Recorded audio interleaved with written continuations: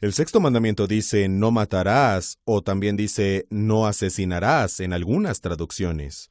Se trata de uno de esos mandamientos excepcionalmente amplios. Nos dice que debemos proteger la vida en todos los sentidos. Afirma que los gobiernos deben proteger la vida de los adversarios que buscan atacar y matar al pueblo. Nos dice que debemos proteger la vida, por ejemplo, de los no nacidos que están indefensos en el vientre de su madre. Hay muchas maneras en realidad de proteger la vida. El tabaco, por ejemplo. Hay diferentes maneras de usar el tabaco, como masticar y fumar pipas y puros, pero lo más peligroso de lejos es fumar cigarrillos. Los estudiosos han demostrado una y otra vez que alrededor de un tercio de la población que fuma cigarrillos eventualmente muere, como resultado directo por haber fumado cigarrillos. Si usas los cigarrillos de acuerdo con las instrucciones, lo insertas en la boca, lo enciendes y lo inhalas, hay un 33% de probabilidades de que mueras directamente. Hay otras cosas que hacemos que son peligrosas, por ejemplo, bebemos y conducimos. También enviamos mensajes y conducimos, y la gente muere como resultado de esto. Tenemos que llevar cuidado para proteger a la gente lo mejor que podamos. Jesús deja claro, como veremos más adelante, que no se trata solo de no matar, no debemos albergar ninguna actitud mala, odio o desprecio que pueda llevarnos a la gente a no respetar la vida de alguien. La lengua hebrea es muy sencilla, dice, sin asesinato, no asesines. En realidad no prohíbe todo acto de matar. La Biblia especifica la pena capital para algunos delitos, como el asesinato. Hay un amparo muy fuerte, debe haber 2 testigos oculares, así que es muy difícil inventar una acusación, una persecución y ejecución falsa.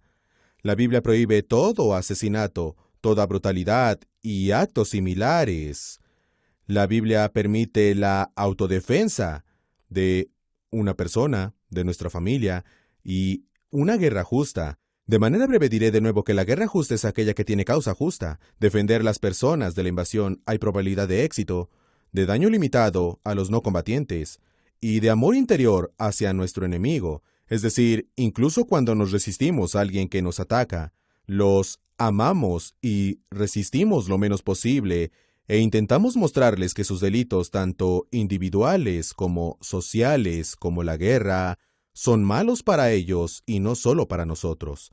Así que no asesinamos. A veces puede ser trágicamente necesario matar o usar la fuerza contra alguien, pero nunca asesinamos ni albergamos actitudes que nos lleven a asesinar.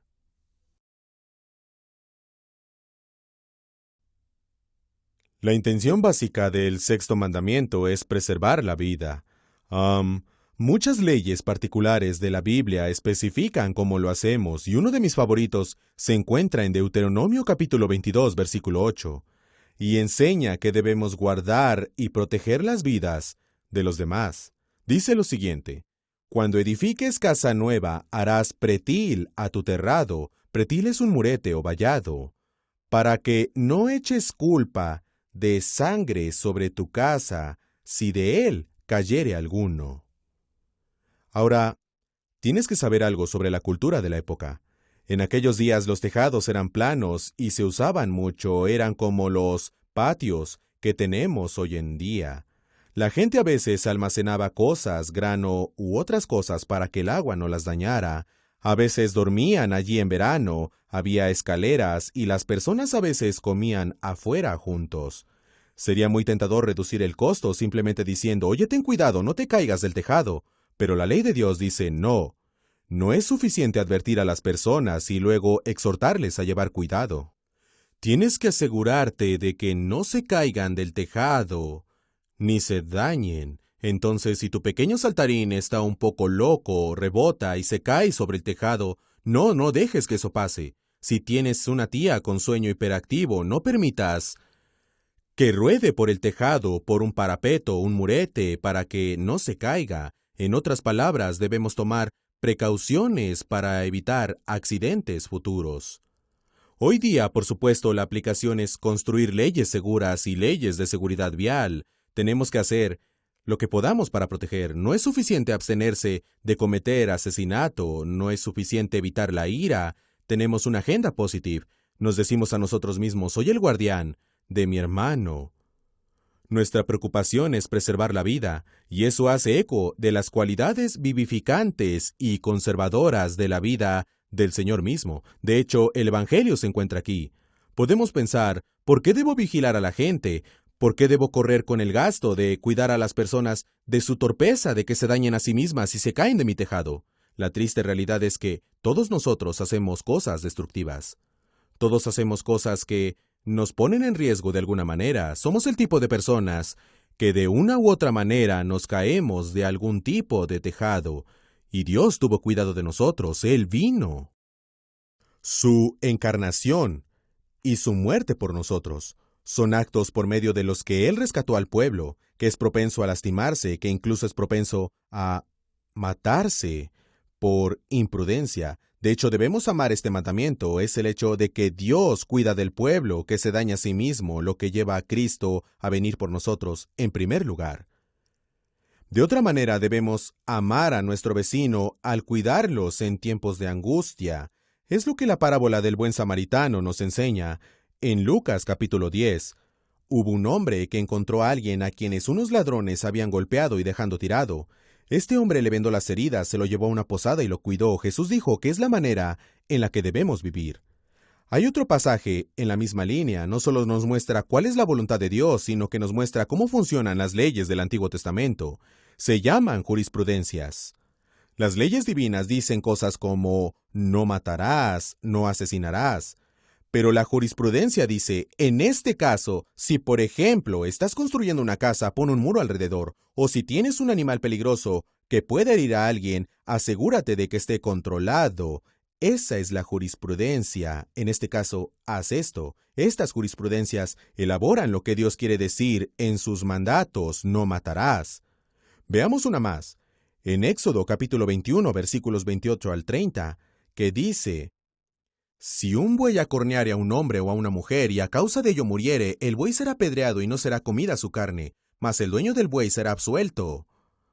Pero si el buey fuera acorneador desde tiempo atrás y su dueño se le hubiere notificado y no le hubieran guardado y matare a un hombre o mujer, el buey será apedreado y también morirá su dueño.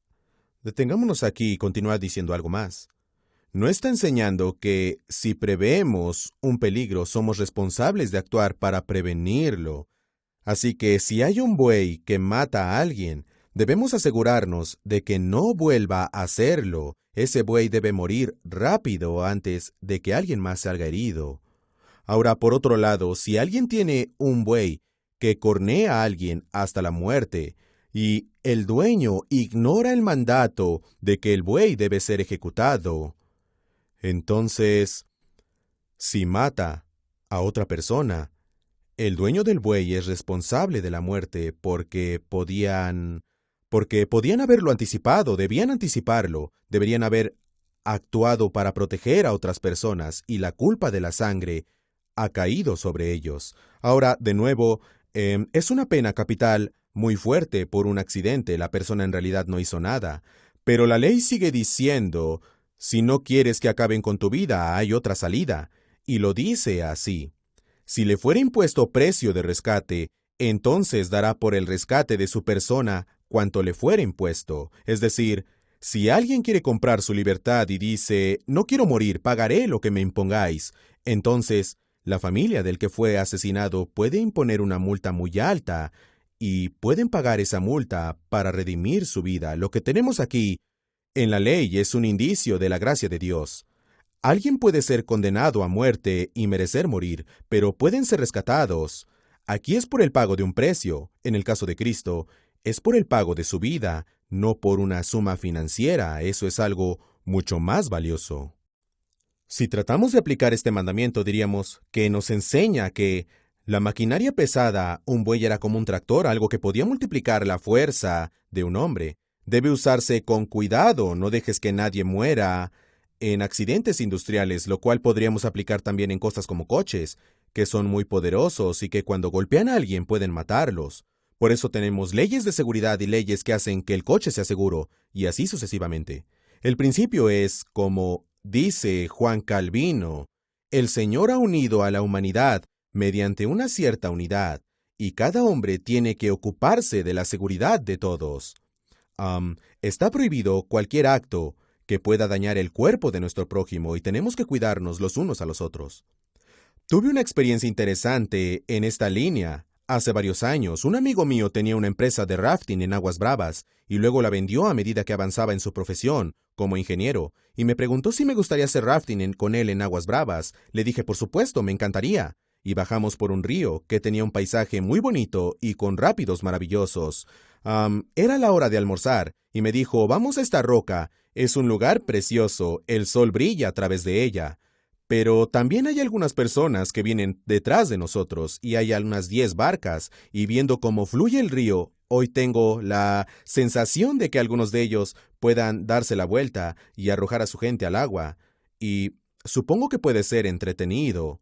Y luego hizo una pausa y me dijo, pero también es verdad que si alguien está en problemas, vamos a saltar y a salvarlos. Así que estaba diciendo que puede ser divertido ver cómo lanzan a alguien por la borda, pero si alguien está en peligro de perder su vida, si no son buenos nadadores, arriesgaremos nuestras vidas si fuera necesario. Nos mojaremos y estaremos un poco incómodos si es necesario proteger a alguien que desciende por el río tras nosotros. Tuve que admirar la actitud de mi amigo. Estaba interesado en cuidar las vidas de las personas que iban río abajo tras nosotros. Eso es lo que Dios quiere que hagamos. El sexto mandamiento, no matarás, especialmente cuando se toma con el principio de que debemos preservar la vida, es notablemente amplio y nos enseña cómo vivir de manera ética, como cristianos de muchas maneras. Nos enseña, por ejemplo, que debemos proteger el medio ambiente y no contaminar el mundo porque la contaminación causa daños en los pulmones y hace la vida más difícil. También nos enseña a ser críticamente analíticos y cuidadosos con las tendencias de nuestra sociedad en nuestros días. En nuestra cultura, por ejemplo, pasamos mucho tiempo preocupándonos por los niños robados. Tenemos alertas ámbar y todo tipo de dispositivos y sistemas para garantizar que no se lleven a los niños. Y la verdad del asunto es que la mayoría de las estadísticas y de los estudios coinciden en que muy pocos niños son realmente robados en un año determinado, probablemente 100 o 200 son demasiados, pero es un número muy pequeño si lo comparamos con el número de niños que son golpeados en Estados Unidos, 800,000, o el número de niños que son abandonados, echados de sus casas o dejados en las calles, unos 500,000. Y en el tercer mundo, el número es asombroso. Los países individuales tienen millones de niños que son huérfanos funcionales. En realidad, no les fallecieron su padre o su madre, sino que son abandonados. No trato de minimizar el problema de los niños secuestrados, pero la gran mayoría de los casos son parientes, normalmente por divorcios, quienes se llevan a los niños. El aborto es otro gran problema, y trágicamente hay partes del mundo en que sacan a los niños de su útero de su madre antes de que nazcan, simplemente porque son niñas. Fuentes británicas e hindúes están de acuerdo de que entre 4 y 10 millones de bebés niñas no nacidas han sido asesinadas desde su nacimiento en India en los últimos 20 años, solo por ser mujeres.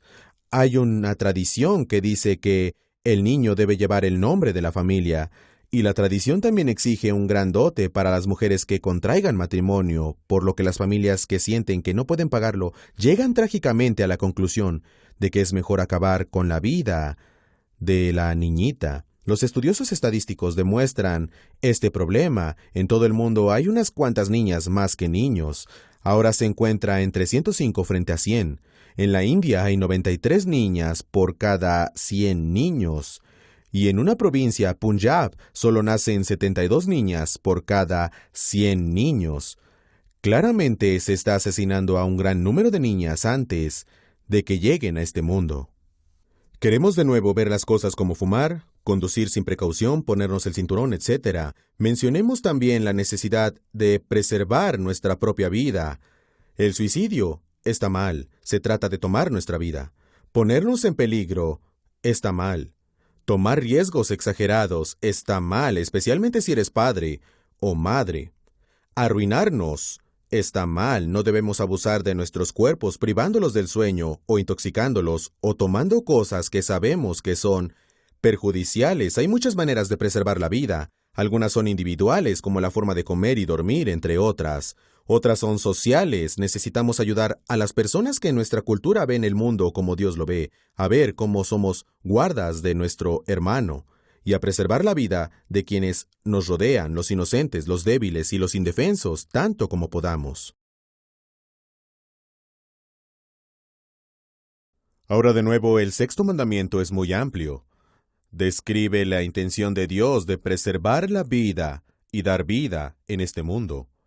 Una persona dijo que cuando Dios dice no matarás, lo que trató de decir es que trató de proteger toda vida humana.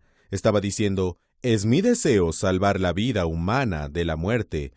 Donde más evidente lo podemos ver es en el Evangelio. Jesús dijo, yo he venido, lo que quiere decir que se hizo carne, se encarnó. Yo he venido para que tengan vida y para que la tengan en abundancia. Es lo que dice Juan capítulo 10.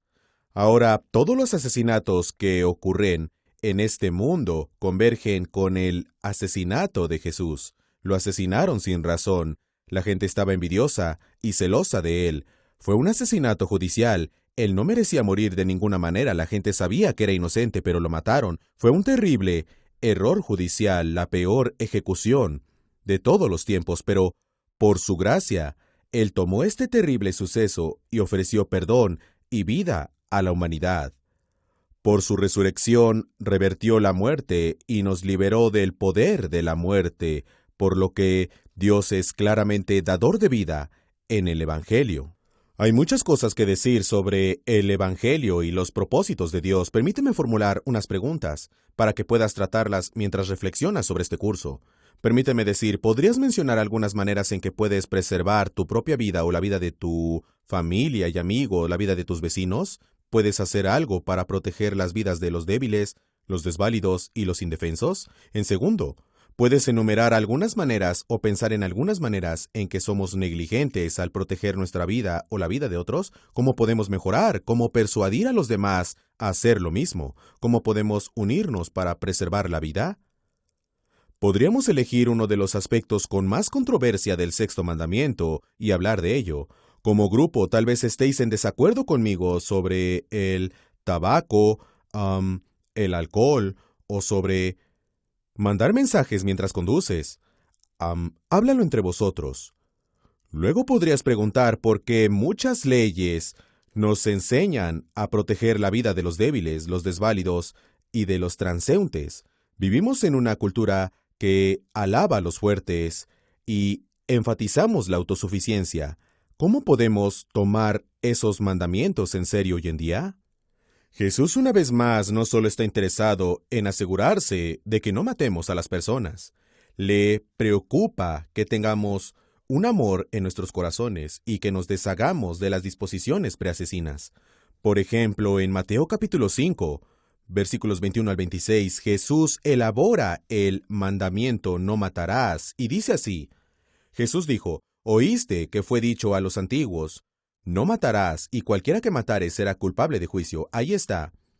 Él está citando la ley de Moisés, pero más adelante lo dice de una forma impresionante. Él dice, pero yo os digo que cualquiera que se enoje contra su hermano será culpable de juicio, y cualquiera que diga necio a su hermano será culpable ante el concilio, y cualquiera que le diga fatuo quedará expuesto al infierno de fuego.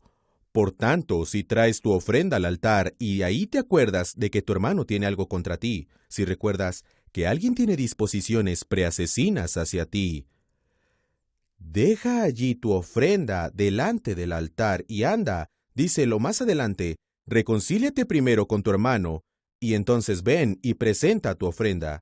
Incluso va más allá y dice, ponte de acuerdo con tu adversario pronto, entre tanto estás con él en el camino, no sea que el adversario te entregue al juez, y el juez al alguacil, y seas echado a la cárcel. Así que te animo a que tengas este pasaje presente y que veas el deseo que Jesús tuvo al repetirlo, para que lo tengamos presente. El primer mandamiento en el versículo 21 dice, no matarás, y señala el castigo de hacerlo. El segundo mandamiento en el versículo 22 prohíbe actitudes que nos conducen a asesinar, como insultar a la gente, echar a la gente y decirnos no sirven para nada, son inútiles, consintiendo la ira podría golpearlo, podría matarlo. El tercer mandamiento dice que los discípulos deben ayudar a sus hermanos a evitar las actitudes preasesinas. No es suficiente deshacer la ira o el odio en nuestro propio corazón. Si tu hermano está enfadado contigo y no dice que tenga razón, pero puede que no la tenga, a tal punto que pienses en ello durante la adoración, debes ir a él, debes ayudar a tu hermano a dejar de lado la ira. El cuarto mandamiento es aún más profundo. Dice que si tenemos un enemigo, alguien que quiere llevarnos a juicio, que está tan enfadado que quiere asegurar que tengamos un castigo, que quiere meternos a la cárcel, si tienen ira en su corazón, debemos hacer lo que podamos para disipar dicha ira. Debemos hacer las paces siempre que podamos. Miremos los estados interiores. La ira está prohibida. Sabemos que hay un lugar para la indignación justa. Jesús mismo fue lento para la ira como Dios, pero Él se enfadó por cosas como la hipocresía, la torpeza de la mente y la falta de escuchar en sus discípulos y la frialdad de corazón en las personas que le rodeaban. Jesús no estaba tranquilo todo el tiempo. Se enojaba por motivos correctos, se enfadaba por el bien de los demás. Nuestro enojo a menudo es egoísta o vanidoso y por lo tanto está fuera de control. Pero Jesús mostró que hay un lugar para la ira justa hacia la maldad. Lo que tenemos que hacer es guardarnos para que nuestro enojo no sea pecaminoso, que no seamos despectivos ni altivos. Nunca debemos llamar a alguien inútil o bueno para nada. Hablaremos más sobre el aborto un poco más adelante, pero en última instancia el aborto proviene del desprecio de un niño no nacido. La decisión es, mi vida podría ser mejor, o el mundo sería mejor si este niño no viene a este mundo. Hay un lugar para la compasión hacia la mujer que ha tenido un aborto. Muy a menudo sabemos que una madre se le pone bajo mucha presión sobre la gente que le rodea. Puede tener un aborto muy a regañadientes porque está obligada a hacerlo, así que el padre puede abandonarla. Sin embargo, ella o la gente que le rodean deciden que no vale la pena preservar esta vida. La eutanasia es otra forma de asesinato, y la verdad es que cuando le damos la espalda a los hambrientos, a los sin techo y a los pobres, lo que decimos es su culpa, me han hecho hacer la vista gorda, lo que puede ser una forma de indiferencia, que es como el asesinato. Así que queremos hacer es las paces, hacer las paces con nuestros hermanos, las paces con nuestros adversarios, y así seguiremos el plan de Dios. Ahora, esta característica de las enseñanzas de Jesús, para profundizar más aún este mandamiento, es algo que encontramos muchas veces en la Biblia. Si puedo pediros un minuto que leáis Romanos capítulo 12, veréis un conjunto similar de respuestas en constante expansión a un mandamiento. En este caso, el mandamiento nos enseña a amar a la gente que nos rodea. Nos dice que el amor empieza personalmente y entra en círculos cada vez más amplios. Antes que nada, nos dice que debemos amar a Dios y presentar nuestros cuerpos ante Dios. Luego, un poco más adelante, Romanos 12 dice que debemos ser transformados por la mente, así que entregamos nuestros cuerpos y nuestras mentes. Luego dice que amamos, así que amamos a Dios con nuestro cuerpo y mente. Después amamos a los creyentes, en versículos 4 al 8. Dice que usemos nuestros dones para servir y que nos sirvan. Tienen dones, difieren unos de otros y recibimos de la gracia que nos ha sido dada y servimos a otros y ellos nos sirven. Los versículos 9 al 13 dicen que debemos amarnos los unos a los otros de manera sincera. Ahora estamos a la altura de las actitudes de Jesús. Amamos con devoción, amamos con afecto, y luego Jesús presiona aún más. El apóstol sigue ese camino también. Romanos capítulo 12, versículos 14 al 21, amplía el alcance del amor y se extiende a todo el mundo. A continuación debemos bendecir y no maldigáis. Gozaos a los que se gozan, llorad con los que lloran, unánimes entre vosotros, no altivos, sino asociados con los humildes. No seáis sabios en vuestra propia opinión. Estas son las formas en que amamos a todos. Y finalmente dice, no paguéis a nadie mal por mal. Esto es muy parecido a Jesús. Si alguien es malo contigo, no se lo devuelvas. Piensa en lo que es honorable a la vista de todos. tanto como puedas, y mientras dependa de ti, vive en paz con todos. Recuerda que Dios dice, mi es la venganza, yo pagaré, dice el Señor. No tenemos que vengarnos nosotros, se lo dejamos a Dios. Finalmente, nuestro enemigo está hambriento, debemos darle de comer. Si está sediento, dale algo de beber. Y en todo, no seas vencido de lo malo, sino vence con el bien el mal. Es tan amplio como el mundo mismo. Incluso en sentido negativo, podríamos decir, Jesús en Mateo 5 dice, no matéis y no tengáis disposición alguna hacia el asesinato. Aquí, en la misma línea, Pablo dice, amad y dejad que este amor vaya a Dios, a nuestros amigos, a nuestros enemigos y al mundo entero. Así es como preservamos la vida.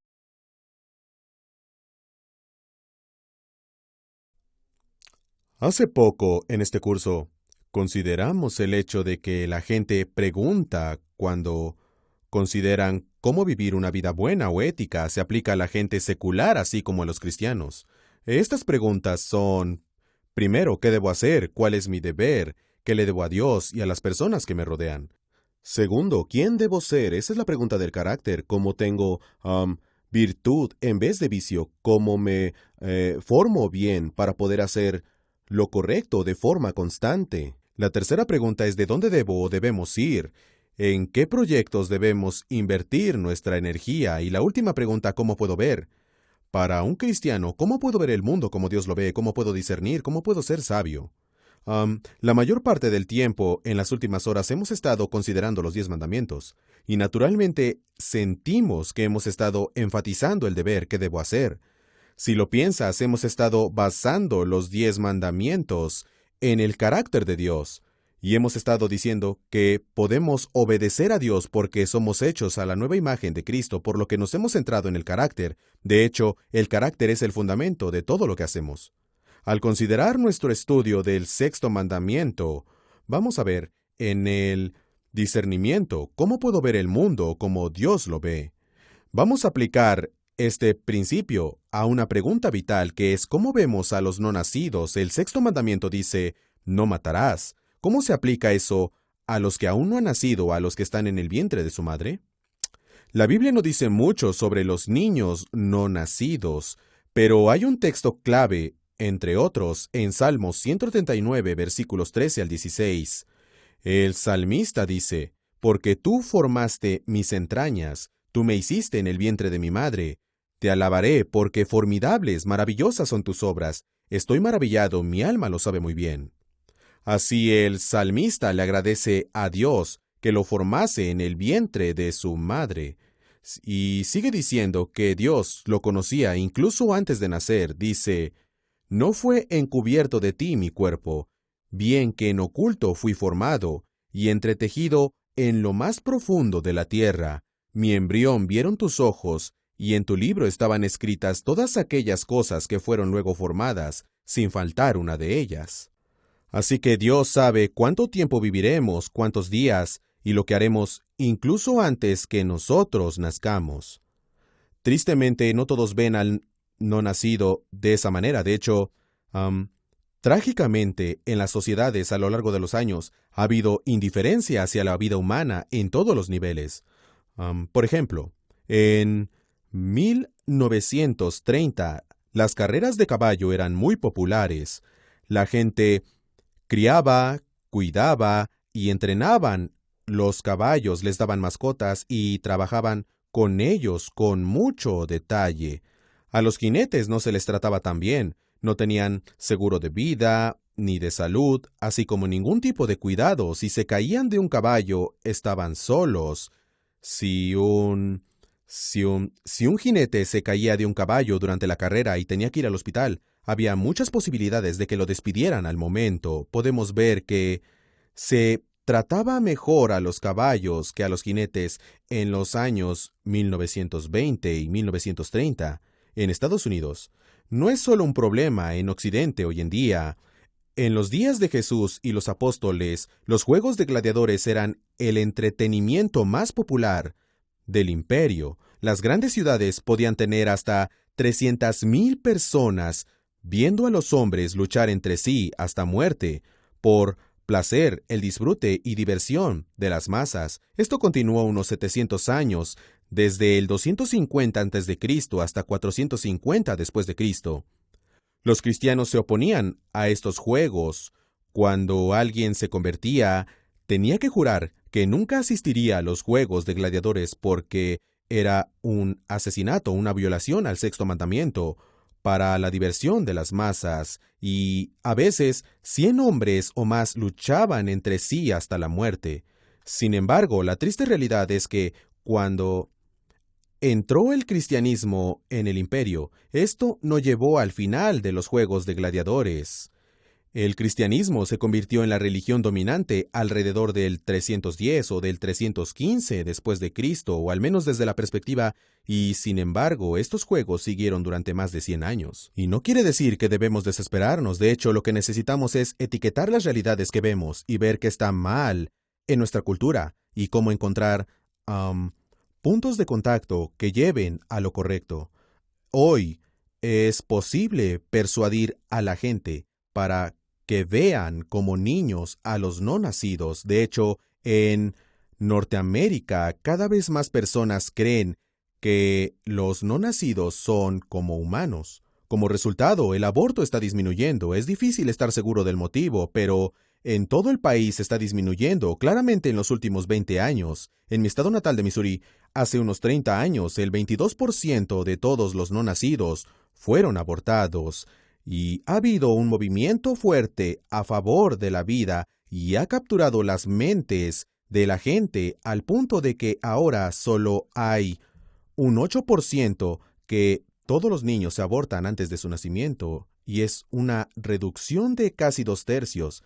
Y en diferentes partes de América, la tasa actual de aborto varía inmensamente. En la ciudad de Nueva York, el 40% de todos los niños son abortados, mientras que en la parte superior del Medio Oeste esa tasa ronda un 5%, y no tiene mucho que ver con las leyes, sino con la pregunta, ¿cómo ve la gente a los no nacidos? ¿Ve esa pequeña vida como un humano al que proteger o como un problema que debe eliminarse? Nuestro llamado es ver a los no nacidos como Dios los ve, y una vez que así lo hagamos, cuando los veamos como humanos, querremos proteger sus vidas.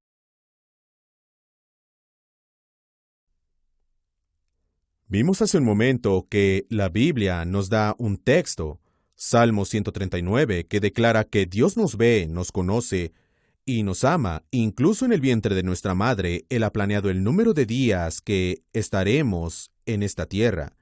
Sin embargo, la verdad es que no hay un texto explícito que diga, no abortarás a un pequeño. Hay un pasaje en Éxodo 21 que dice que si dos hombres están peleando y golpean a una mujer que está embarazada y el niño sale, están sujetos a sanciones por dañar a la mujer o al niño. Pero de nuevo, la Biblia no dice no abortarás, y la razón es que era casi impensable hacer tal cosa. Imagínate por un momento que tengo un par de niños y voy a pasar el día afuera y hay una tarta en un Tupperware y les digo, niños, no os comáis el pastel, es para cenar, vendrán unos amigos y tendréis vuestro trozo llegando el momento. No les digo a mis hijos, y tampoco os comáis el Tupperware. Es impensable, porque ¿por qué iba a ordenarle a mis hijos no os comáis el Tupperware? Ni siquiera se les ocurriría. En tiempos bíblicos, de manera similar, habría sido impensable quitarle la vida a un no nacido. Los niños se ven como una bendición. Salmo 127, versículo 3 dice, He aquí, herencia de Jehová son los hijos, cosa de estima el fruto del vientre. Y los niños se ven como personas, incluso en el útero, ya lo hemos visto en el Salmo 139, pero en Jeremías capítulo 1:5, se le llama y conoce al profeta Jeremías en el vientre de su madre. Y en Lucas capítulo 1, versículo 44, Juan el Bautista salta en el vientre de su madre, incluso antes de su nacimiento, cuando se encuentra con María, y María está embarazada de Jesús, lo que sugiere que Dios le está permitiendo desde ese momento ser receptivo a lo que ve y a lo que experimenta en Cristo. La gente secular no está de acuerdo. Peter Singer es un profesor en la Universidad de Princeton y cree que se puede, y si fuera necesario, se debe abortar a los niños en cualquier momento y en ocasiones dijo que podía matarse a un niño hasta la edad de 1 o 2 porque no se distinguen de los animales, no tienen conciencia de sí mismo, no son conscientes del tiempo ni pueden planificar el futuro. A Peter Singer le gusta provocar, no estamos del todo seguros si quisiera decir, pero una vez dijo que no hay nada especial en los humanos y añadió, debemos reconocer que el hecho de que un ser sea humano y esté vivo no nos dice en sí mismo que sea fuerte para empezar su vida. ¿Qué tiene de especial el hecho de que una vida sea humana?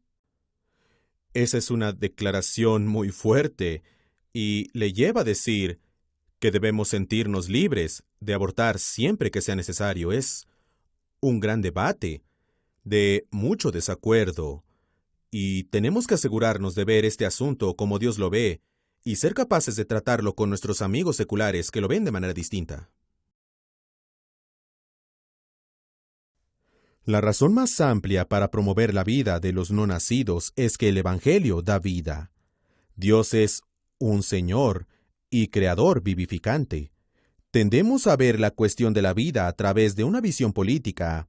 En diferentes países resulta que diferentes partidos políticos tienden a alinearse de una forma u otra, pero en realidad no se trata de un asunto político.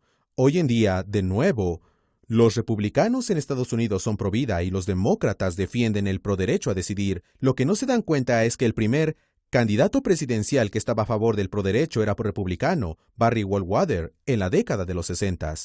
Si haces la pregunta fácil, podrías imaginar que los demócratas son pro vida porque son el partido que deciden nos preocupamos por los débiles y los indefensos. ¿Quién es más indefenso y débil que un niño no nacido? No se trata de un asunto político, es un asunto de vida. Es una cuestión del carácter de Dios, y Dios nos dice que es el autor de vida, el protector de vida, y rescata vidas. Somos pro vida porque somos rescatadores, rescatados. Dios nos amó primero cuando éramos débiles y cuando estábamos perdidos. Es lo que Romanos dice, porque Cristo, cuando aún éramos débiles, a su tiempo murió por los impíos. Así que, como fuimos rescatados cuando éramos débiles, queremos rescatar a los que son débiles. La cuestión clave de nuevo aquí es ver las cosas como Dios las ve e intentar transmitir nuestra visión a otras personas. Hay un ejemplo muy llamativo de eso algunos años. En las etapas posteriores del Imperio Romano, había un monje llamado Telémaco que sintió que Dios lo había llamado para protestar contra la maldad y la corrupción de Roma. Y se puso en una esquina y nadie le prestó atención. Las multitudes pasaban y un día llegó la hora de los juegos de gladiadores. No sucedía todos los días. Y una gran multitud pasó a su lado y pensó, voy a seguirlos para ver a dónde van y quizá pueda hablarles. Fue con ellos hacia el Coliseo. Lo que vio le hirió en lo más profundo, se horrorizó. Al ver a 2 hombres luchar entre sí y a la multitud llena de sangre, por lo que decidió que tenía que hacer algo. Hay 2 explicaciones de lo que hizo Telémaco en el año 400 después de Cristo. La primera teoría dice que saltó a la arena y los 2 combatientes dejaron de luchar para matarlo. La segunda dice lo mismo, que saltó a la arena, pero se dice que el Coliseo, que ya estaba derruido, contaba con piedras que la gente arrojó para apedrearlo hasta matarlo. De cualquier manera, murió por protestar contra esos juegos de gladiadores, pero lo más asombroso es que la historia de su sacrificio se extendió mucho. Todos hablaban sobre lo que había hecho y captó la atención de la gente. Y, aunque hubo otros factores entre los que se incluyen las invasiones bárbaras, mucha gente le dio a Telémaco el estatus de catalizador para terminar con dichos juegos, o al menos uno de ellos, lo que finalmente sucedería unas décadas más tarde. Lo que tenemos que hacer es ver el mundo como Dios lo ve. Uno de los pasajes de la Biblia que nos anima a esto es Lucas capítulo 10, en la parábola del buen samaritano. Puedes recordar esta parábola de Jesús, pero empieza con una pregunta que un abogado le hizo a Jesús sobre lo que debía hacer para estar bien con Dios, para ser salvo.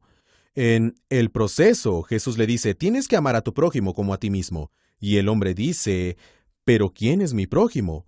Lo que quiere definir en este escenario es que quienes están dentro, como sus compañeros judíos, y quienes están fuera, los gentiles o los que conoce gente de otras religiones. De los que son el prójimo, así podría amar a su prójimo si no hay muchos. Y Jesús dice, no, esto no es así. La parábola describe a un hombre que fue golpeado y dejado por muerto. La pregunta no es, ¿quién se convertiría en un prójimo de ese hombre? El sacerdote no, el levita tampoco, pero un samaritano se hizo su prójimo. Y Jesús dice, debemos ser prójimos para las otras personas. En otras palabras, cuando miramos a los no nacidos, debemos preguntarnos, ¿es esta vida mi prójimo? ¿Es algo no deseado, algo diferente con lo que no tengo obligaciones? Y Jesús nos diría, no preguntes si los no nacidos son tu prójimo. Conviértete en un prójimo. Sé un prójimo. Si esta causa significa algo para ti, te insto a hacerlo. Es una de esas áreas donde tenemos que ir a algún lugar estando juntos, si quieres proteger a los no nacidos. Probablemente no puedas hacer mucho por ti mismo. Se necesita gente piadosa que trabaje y que no eche la culpa a otros, sino que sean provida en una manera de vida basada en el Evangelio, recordando que Dios da vida a través de la creación, que restaura la vida a través del Evangelio y que luego somos dadores de vida a cambio. Esto los incluye a todos y a los no nacidos.